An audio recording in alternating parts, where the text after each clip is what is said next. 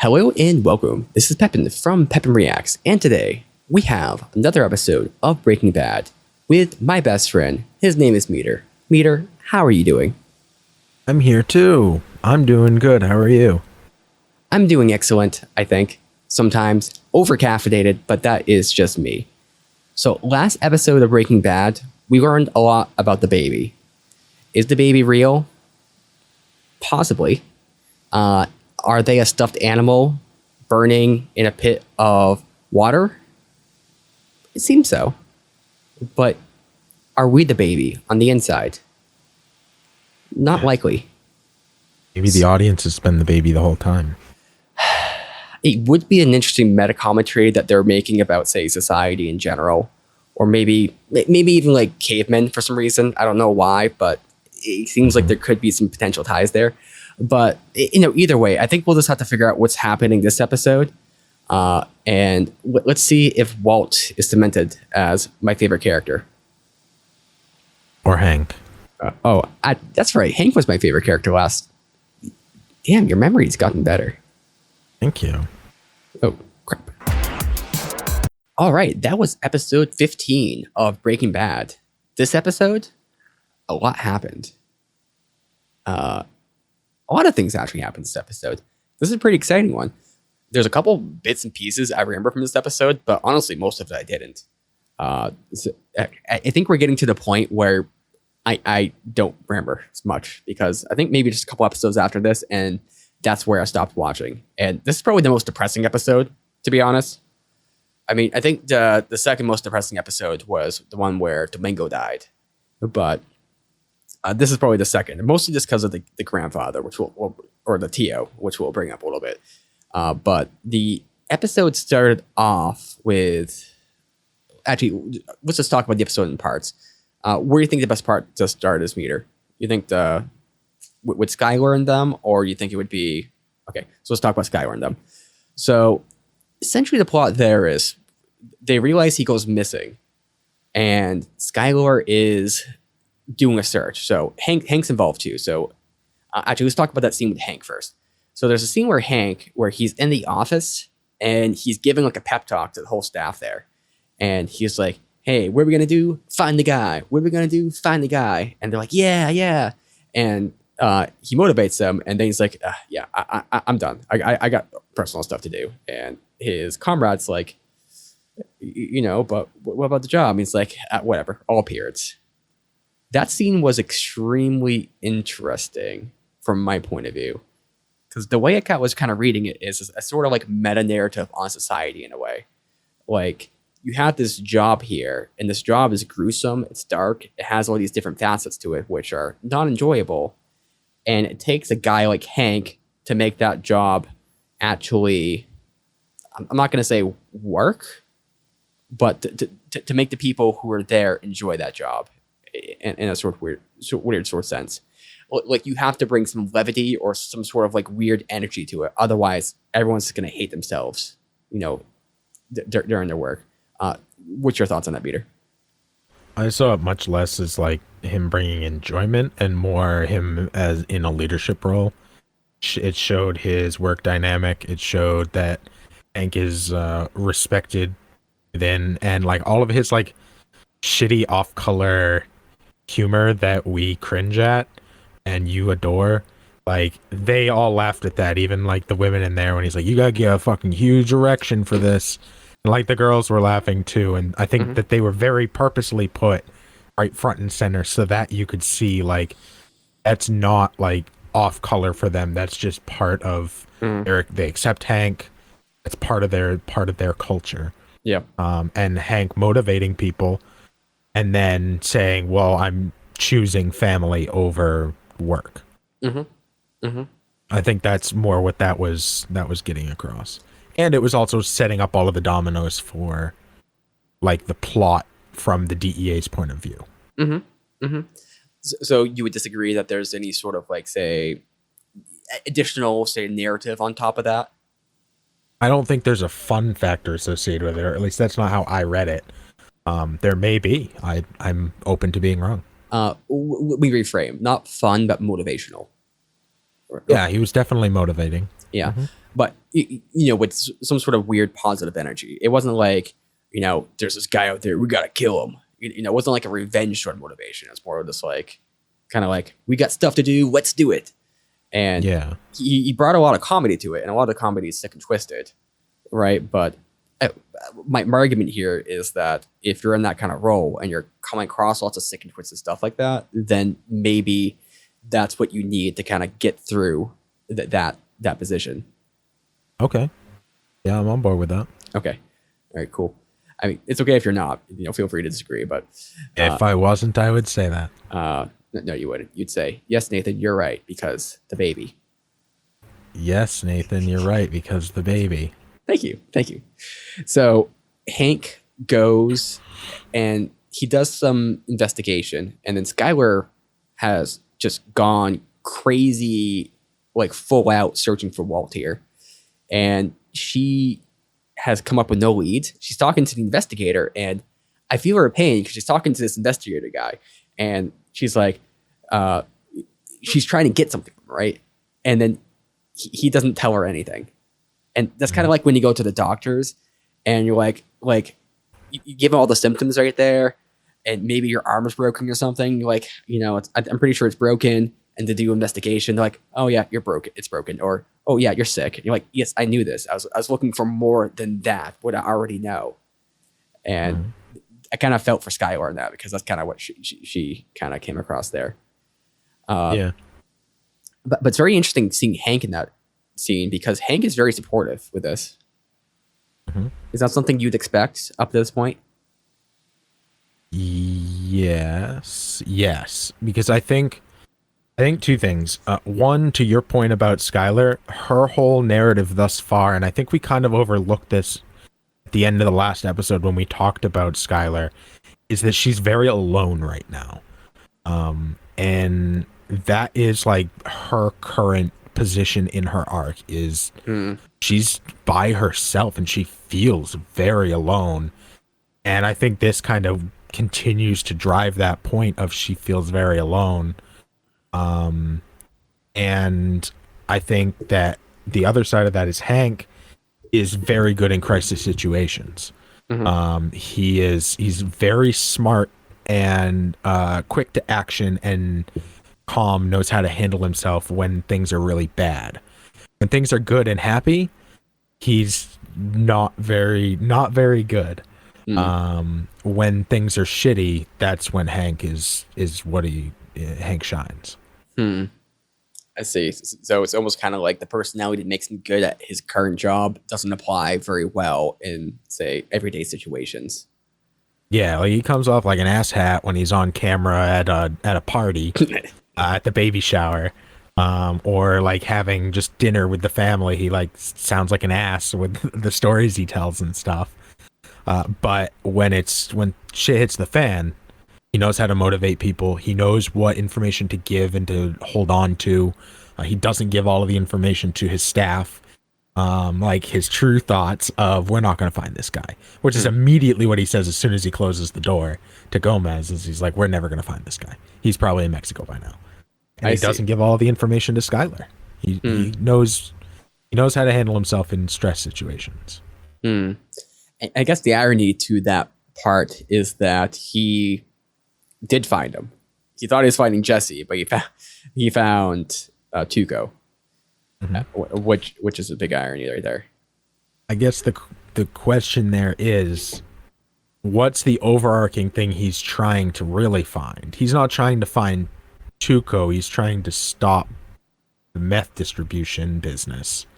So he thinks he's looking for Tuco, and he happens to end up looking for Walt, which means he's looking for Jesse.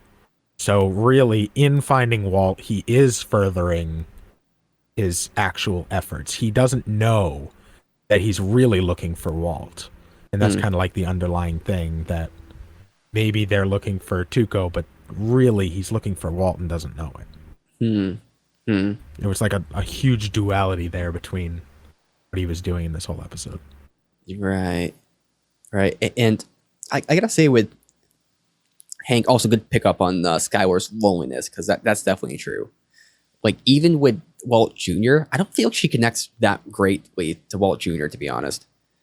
Well, she can't at the level like she needs connection. She needs connection on like an emotional burden level, and Mhm, you can't emotionally burden your young teenage boy. Like mhm. that's she wouldn't do that to him because she's a good mother. So like she'll hold on to that. That's true. I have to say I haven't seen like too much of a strong dynamic between them. But then Mhm. again, the whole time we've seen them, it's been like crisis essentially. It's always in crisis. Yeah. Yeah, so that's maybe part of it. Uh, I mean, he did try to put some stuff up in the hmm baby room, so I guess there's that. I mean, hmm that's some bonding moments right there. But yeah, Hank's kind of interesting here because you're completely right. He is very good in crisis mode. I think it's because he knows what to do, right? And hmm Skylar is requesting help from him, and he doesn't have any problem doing it. I think it's because it's straightforward and something that's actionable. Like when Marie put him up to giving the talk about hookers and cocaine to Walt hmm Jr., he was just kind of like, I mean, partially because he wanted to not get involved where he shouldn't be getting involved, but also partially because he's kind of like, this doesn't sound fun. But he ended up doing it anyway. But here, this is something that's very straightforward, very actionable, and a real problem. And like he just kind of took it on, even despite work, which you'd think work would be his higher ordeal, but it's really not. And there's something he said as well, which kind of connects back to his relationship with Marie, is he said, oh, it's all appearances. Like hmm he's okay with that at work. So it kind of explains why he also has that okay with, say, like Marie and maybe his general, say, moral acumen, because it's more about the appearance of things than anything else. hmm Like the fact that he smokes Cuban cigars, regardless of it being illegal, doesn't really matter to him. It's just the appearance of the thing. hmm And so Skylar goes crazy putting up these posters and stuff. And do you think they're kind of hinting at something a bit more with the way the poster was done, or is it just, I don't know? Like it was done like a missing cat poster. That's the only thing I find kind of weird. No, I don't think so. I mean, the biggest thing for me was the picture, right? Mhm. So she gives over the picture to the detective and says, "We haven't taken many pictures recently." And I think that kind of has an underlying meaning in and of itself too, that they're using a picture from before Walt had cancer, before Walt started to change, and they don't have any record of him since then, right? So Hmm. it's kind of like they're looking for a guy that maybe doesn't even exist anymore in a way. Hmm. Hmm. I gotcha. That makes sense. Yeah, I didn't. I guess the picture was pointed out, but yeah. One thing is the detective seemed a little bit suspicious, and I think that's just how maybe detectives sound, but he seemed a little suspicious when he was talking about everything. Like he kind of got it to me. It sounded like the detective thought Walt might have been involved in something. I don't know about that. I think it was more that that Skylar wasn't speaking very straightforward, but she wasn't because Walt Jr. is right there, so she couldn't really say what she wanted to say, and she Hmm. kept like looking at him like, well, like I'm not gonna say it because he's right there, so I can't say yeah, his dad is depressed. Like I see. that's not a good Hmm. thing to say in front of the little boy. So Hmm. Hmm. I think that was more where he was coming from my perspective. Okay. Okay. Well, a little bit of confusion with the emotional states there, and just the Mm, awkwardness at the conversation. Uh, and so she was getting some help from Marie, and that scene was, I think, amazing because it's like a real life sort of thing, and I think the way it got resolved was good because Marie has this issue, right? And Marie is maybe she doesn't want to admit the issue, but she knows it's there, right? It's something that she won't admit, but she knows it's present, and so she starts trying to make this about her with the tiara or whatever, and Skylar just stops it. Hey, Marie, not now. And Marie, she just kind of takes a second. It's like, okay, yeah, right. And she refocuses. And I think that's a really interesting kind of like aspect to humanity, or kind of say communication, let's say, or friendship, or they're distressed, of course. So there's that. But I think it's important, like when you have like a friend or like a partner or family, you admit that you have these flaws, and when the other person starts falling back into one of their flaws, you don't say make it distressed right there. You don't just start pounding on them for it. Rather, you let them know that this is not the time for that, or this is not acceptable right now. Let's refocus. And if they drop it, that's all that needs to happen there. And I think that was a great aspect to that scene, because no further attention needed to be put to that. And I might be overanalyzing it, but I still want your thoughts on that or anything else to do with the last couple of things we talked about. Yeah, no, I think that everything you're saying there is right and valid. Marie's super interesting because she's always the one to like put everything out on the table, just like things are how they are, and she's not afraid to say them unless they're about her own problems. And then she goes into 100% denial mode because like Hank is obscuring some things by not talking about the second cell phone, which obviously he talked to her about, but wasn't talking to Skylar about. And to Marie, she's like, well, Skylar needs to know, so I'm just going to say it. Like, she doesn't follow the same, tactful, I don't even know if it's really tactful, more tactical approach to the situation that Hank does. And realistically, her dragging that stuff out into the open is what led Hank to finding Walt, even though he doesn't know that he found Walt. So does that imply that Marie might be somewhat a force for good? Like, not. I don't know that you can put like a moral compass to the action. Ultimately, that's how it turned out. But was that her intention? And that's a different story. I don't know the answer to that. Right. Yeah, Marie's hard to contemplate. I think I've seen a couple of people like her in real life, and those people are complex because they're very intelligent. They can see things that no one else can see or point out or whatever, but whether they can see their own selves or whether they admit their own selves, that's another matter. And so I'm trying to think if there's any other plot. Oh yeah, that's right. Walt Jr., he went out and started doing some stuff too. So he's trying to take like an active view.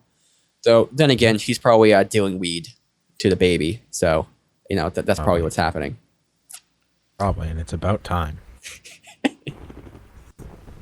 Get off your ass and sell some drugs like your dad.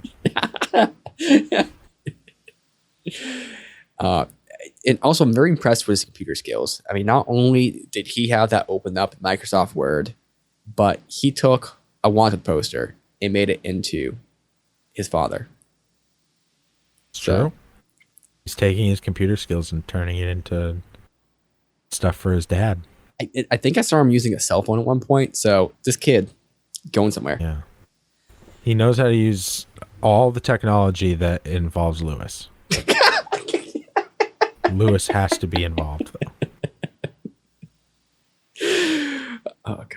Lewis, if we don't ever see you this series, I might be okay with that because I think you are just ethereal. It's kind of like God. I mean, you don't have to see God to know he exists or to know. Royal, like the royal Lewis. You're like this whole royal thing. This is like the second time you've ever brought it up in a conversation. I know. I think I did yesterday too for something else. It was equally as funny. Everyone laughed.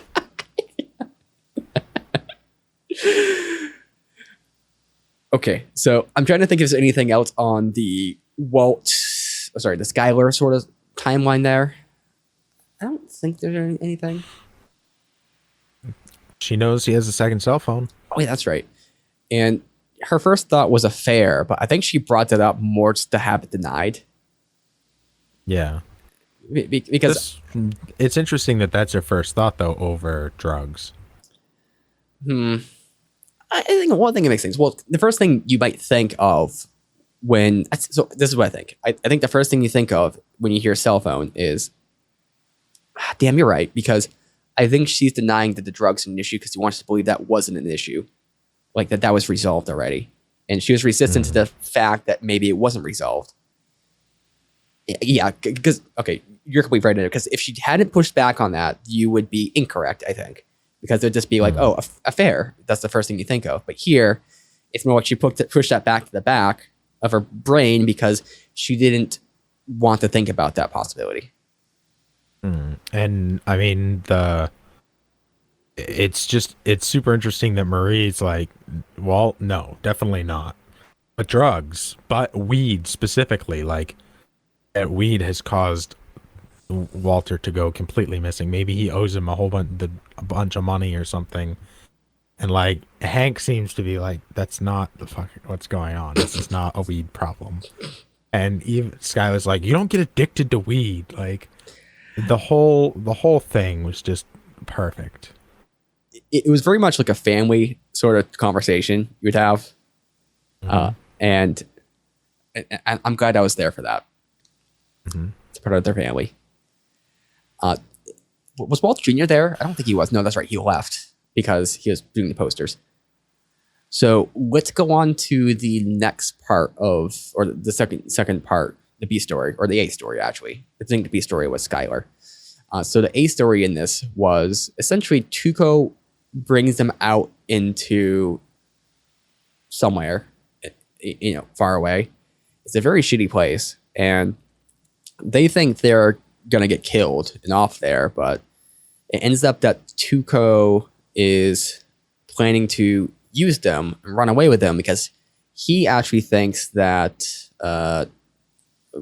what was his name? Gomez? Gomez was the rat because Gomez went missing. No, Gomez is Hank's partner.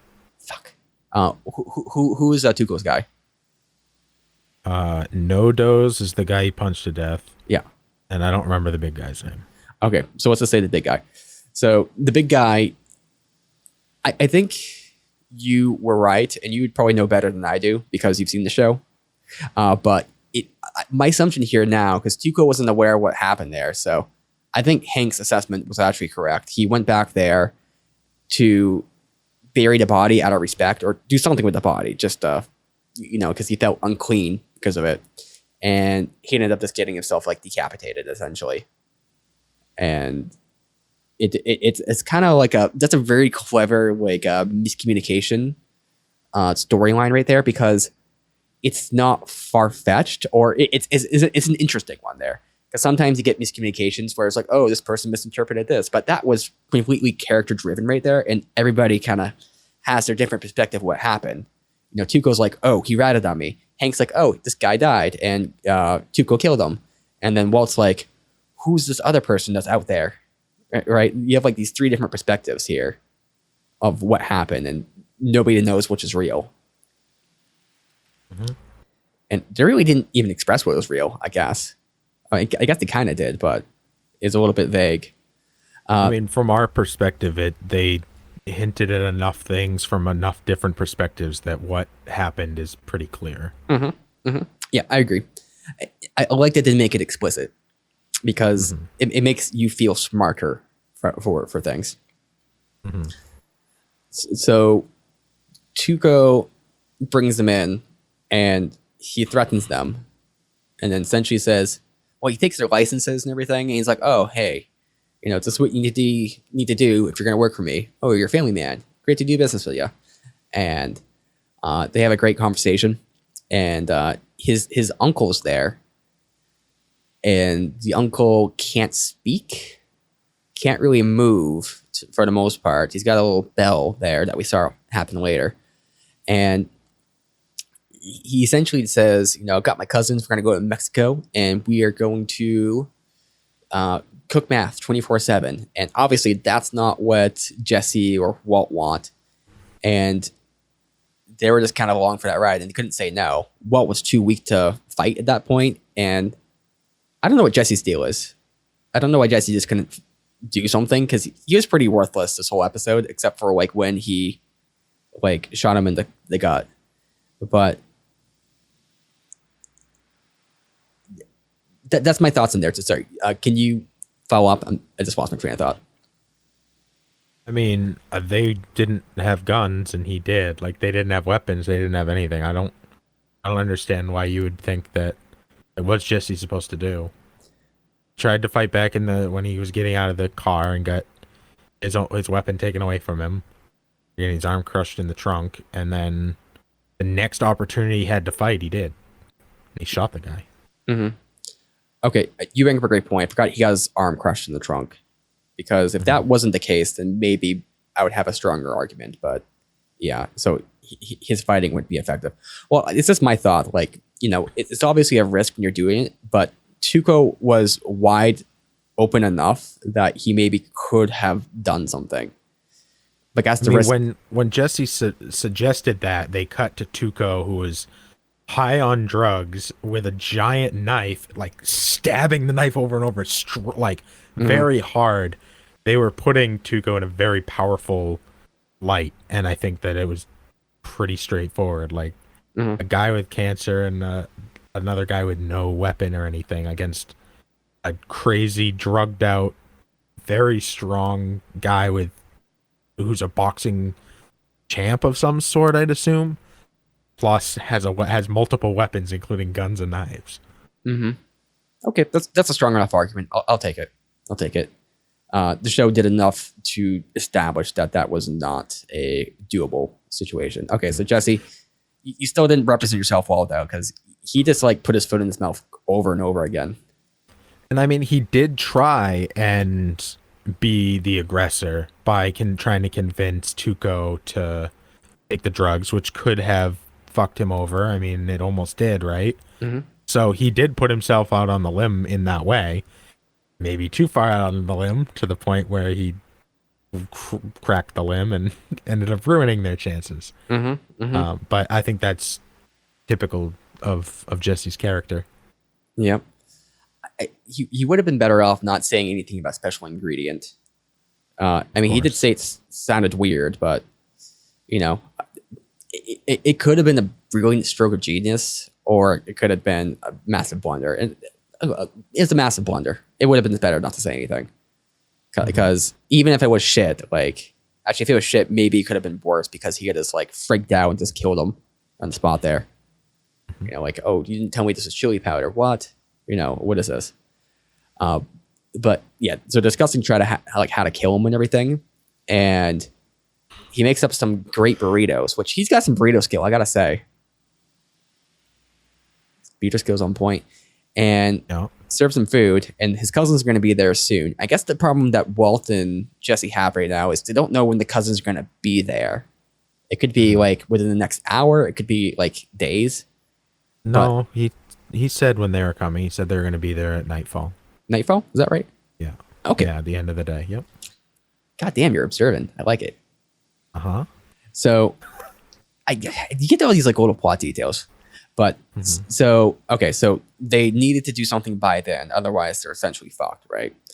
And so Walt tries to poison him, and then the uncle sees it, and he starts doing a bunch of things to try to alert Tuco. Tuco is very observant, and let's just talk about the uncle here for a moment.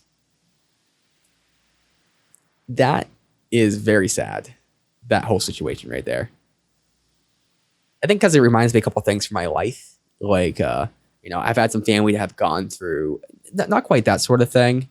Not with just being disabled, because he looks like he wasn't all there mentally, I don't think, but he was there enough to answer questions. He's in more physical disabilitation than it was mental, but mental was probably there to some degree. But I've had a couple of family members that have had issues with what's it called, dementia, and then trying to think of the other one that is similar to it that begins with an A. Alzheimer's. So I've had some family members deal with that, and then kind of similar stuff, and it's just very sad to kind of see people through, and it kind of reminded me of that. I also had a dog that went through something similar where it lost its hind legs ability to move, so it couldn't walk around anymore. So it's just kind of really hard to see that sort of stuff for me, and it's just made me really kind of depressed. But I gotta say, he was looking out for his his nephew. And I gotta assume he was in the business at some point. I mean, he did have some respect for him being Tuco. Give me your general thoughts on that. Yeah, no, I think you're pretty in line. I don't really want to say too much on that topic. Okay, so I guess we'll move on then. So he does this whole thing where it's like, ding, ding, ding, ding, ding, and eventually Tuco catches on. Like Tuco's a little bit slow in this, and they get found out, and Tuco just needs to know what they did or tried to do. I think it would have been best for Tuco just to shoot him right there. That would have been the best thinking to do. But then again, I don't know, maybe do it outside if you're gonna do it. And it's like Jesse's pleading for his life, and then he sees that Jesse's like getting a rock there, and then Walt seems a little bit confident there, maybe a little bit too confident. But the way he said that, and the way he just had, it's almost like there's a scene where he is walking away from that giant explosion where he blew up Tuco's place, and it was the same Walt there here. Like he had this air of, I don't know what it was, like self-righteous, or like a self-righteous indignation, or like he can suffer, wouldn't bleed out. I'm trying to describe the character, because I'd say it's a little bit scientific indifference, but it's really not. It's kind of like he was grading this guy on a moral scale as well. And it just kind of came out. And I think part of that was the sense of control. Because I think Walt is that person when he feels in control. When he's not in control, he's a whole different kind of person. And they end up kind of trying to get away, but then they think the cousin's there. And so they kind of like take off. So give me your general thoughts on that kind of the scene. I think Walt had to distract, because like if Walt said we tried to poison you and it was just like, yeah, we were trying to poison you, he would probably have killed Jesse, right? Mm-hmm. He needed to make it something that would make him completely shift his anger, shift his focus. So he needed to say it in a very aggressive way to try and draw out Tuco's aggression towards him versus just letting him take out his aggression straight downward. So I think that was a very measured and planned way to respond, to elicit the response that he needed to elicit from Tuco. Yeah, it's interesting that his moral judgment is what distracted them most. Because honestly, if you think about it, like Tuco's morality, I mean, I guess it got questioned by the big guy there a little bit, but it hadn't really been questioned up to that point. And just that huge, like, unfiltered moral indignation that he was given, I guess it just kind of threw him off. Like it just kind of took him off his rocker. Yeah. You mean that he felt that he was being treated indignantly by Jesse and Walt? So Walt gave that little speech right there, or like that tiny little that quip that distracted them. And number one, it denigrated Tuco like as a person, right? Which no one's talked down to Tuco really this whole bit that we've seen him. The second thing that happened is that he was called evil, which we also haven't seen. Like Tuco got questioned a little bit by the big guy. It was like, shouldn't we bury him? And it was a very deferential sort of like, I don't know, should we? It's not right. But it wasn't anything to do with Tuco. It's just kind of just like the morality was put to a third person, third party perspective. So here, not only did we have Tuco being attacked, like status wise, but also morally. And I think that 1-2 punch was kind of what just threw him off guard there, because that hadn't happened this whole bit here. And that's probably looking to a little bit too much. But I do think that aspect's there. And also the fact that Walt just had such a powerful voice right there too.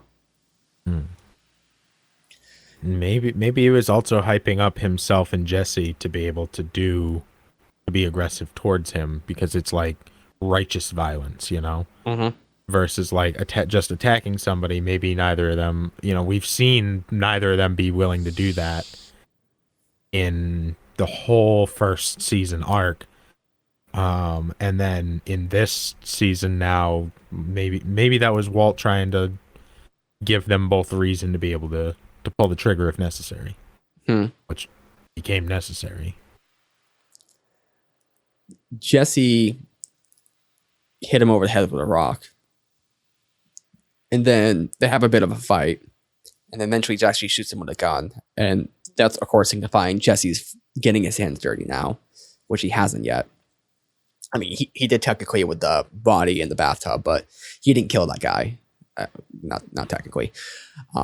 And Jesse wasn't willing to finish him off. Neither was Walt, really. Actually, Walt didn't care to finish him off because Walt was kind of just like Walt was more like just let him bleed out. He was more like just let him suffer, whereas Jesse was kind of like, I don't know, like he still doesn't want to like embrace the violence as much as Walt, it seems. And so they walk away, which is a stupid idea. I mean, it's really not that stupid, I gotta say, because they're out in the middle of nowhere. I mean, Tuco's people are coming soon, so I guess I do still think it's a bad idea because his cousins will come, and if Tuco's somehow still alive, like that's going to be bad because Tuco knows their names if he can remember them. So I think it was a bad logistical error, but maybe plot wise, you could assume that he's going to die, just because it's established like that. And then of course Hank comes to the scene, and then they have a shootout. And Hank ends up killing him. And I suppose that's there for a couple of reasons. And this is me speculating about the future. Because I think it's there, number one, to tie up the loose end with Tuco. And then also establish that Tuco was killed not by somebody else. Because if there's somebody else there, I mean, I guess it means investigation about who did the initial shot. Because Tuco was obviously bleeding right there to begin with. But there's going to be a question of who did that. But I don't know. Because at first I was thinking maybe that would throw off the scent of there being some higher person being responsible for this stuff. But now it's going to seem like there is a higher person because who shot Tuco? What happened before this? And where did they go also? Yeah. So I wonder where this is going to lead. Yeah. Give me your general thoughts, Meader. Sorry, I've been talking a little bit. No, you're good. Yeah, I mean, Hank is the one who finished off Tuco, which is interesting because, again, he was looking for Walt, and by extent, or he was looking for Jesse because he was looking for Walt. Finds Jesse's car, thinks he's found Jesse. As soon as Tuco turns around, he realizes, oh, I'm mad. This is a much more dangerous situation. I'm not finding a low-level punk drug dealer. I am just found my number one most wanted right now, and immediately gets into a shootout with him. And very calmly, after they both reload, they just both like fire, shots everywhere. They both have to reload, and very calmly, Hank's able to dispatch him and take him out. So with a single shot after that point. So I think it goes back to showing Hank's ability to stay calm in those situations, to read situations, and adjust very quickly. And also, it's super interesting that kind of does tie both those stories together very tightly. And the question now is, how are they going to explain that Jesse's car was there? Like, there was he has the shot, he was shot, so will the assumption be that Jesse shot Tuco because he had his car? What will Tio tell everybody? Will he tell them anything? Will they even think to ask him? Because he's obviously there, right? The last thing we heard was the ding. So he's kind of a loose end for Walt and Jesse right now. Because he was there and listening when he read out their names and all of that. He knows everything that happened. Inside, at least. He might not know what happened outside, but I'm sure he could, if he's lucid, put two and two together. So there's a lot of loose ends for all of the tying up of ends that happened at the end. There's also a lot of loose ends now, different ends. That should be really interesting to see how they play out. Hmm. Yeah, definitely a lot of chaos, a lot of unpredictability. Because now they can't drive the car back, so they're gonna have to trek through the desert or something, or maybe when Hank's not looking, take his car. But I don't think they could do that. I do wonder how Hank found Jesse's car out there. Maybe he found some leads. I mean, he was trailing him, so maybe he heard about that car. I mean, it's a very unique car. It is. So, yeah. Also, just one quick thing about Jesse's mother. She was very distrusting of talking to Hank, and she's definitely distrained from her son, but she also still wants to protect him, it seems. Yep. And yeah, there's like a rule: don't talk to cops for that reason, because anything you say will be used against you. Like, right. Even if it's not official business, you never know what they could do with that kind of crap. It's true. I saw this video where it's like they took this lady and they unofficially did a conversation with her in like one of the police rooms, because she was another detective, and they have to like read your rights if they're gonna like do like a real deposition or whatever the word is, like a interrogation. There we go. And what they did is they didn't read her rights. Instead, what they did is they submitted it as evidence from like a security cam. So it wasn't like a interrogation evidence, but they passed it on as like a third party evidence. So cops are messed up with that kind of stuff. Mm-hmm. So yeah, don't trust them. I think the final thing that maybe we could talk about, unless you can think of anything real quick. So I had this theory, and it's kind of interesting because I woke up the other night thinking about this. So Walt's alter ego, what's his name? Heisenberg. So let's think about that. Heinz and Berg. Heinz ketchup, burgers. Mm-hmm. I think Heinz ketchup in the burger industry is behind the baby. And what they're trying to do through symbolism of blood and miracles is get Walt into this industry to bring more hunger, more adaptation into society, and create the ultimate being. And really, they just infused Heinz and Burger into one to make Heisenberger. But he's going to actually be the mascot at some point of this future entity and take the helm of this. And they're going to sell ketchup. And this is what the theme of blood has been coming up over and over the show. It's not actually blood. It's just, tomato paste, right? And then there's other themes as well with like burgers, right? I mean, not really, but it's been foreshadowed that there will be burgers at some point. I mean, what is meat but burger, just in a more structured form? It's true. It's true. But I think you're thinking too small, bud. Oh, yeah? You think this is some sort of marketing ploy? This is bigger than that. This goes all the way to the top. You got all that blood. Yeah. You get the cops. You get the blue cops. You got Walter White, red, white, and blue. This is America, bud. Oh, jeez. This goes all the way to the government. Oh, God. Okay. Red, blue, and Walter White. So, does this mean that the president is behind the baby? Yup. Oh, God damn. Definitely what this means. We're going to have President Baby. I don't know what this is going to bring to the series. I mean, I guess it's been foreshadowed from episode 1, and I can't really blame the writers for putting it in there, because I mean, maybe it was a little bit too obvious, but it took me like a season to catch on to. But this is going to be really interesting to see how this plays out, to be honest, because who knows where this could go. American propaganda, baby. I mean, it's explained because they had an M16, the government will pay kind of things, to get military representment. And of course, the baby. I think you're right, Meader. We are the baby. President Baby. So, we're all the president. So, If you like this video, definitely leave a like. If you hate the video, leave a like. If you like somebody else, that's okay. It happens. And also, there's a favorite button, which if you click that button, it'll go into your favorites. And then you can just ignore it from there on. Because who actually goes to their favorites to see the videos that they've watched and favorited? Like, I click the watch later button a lot of times, and I actually never actually watch the videos later. Like, there's that one from R. Kelly, like Trapped in the Closet.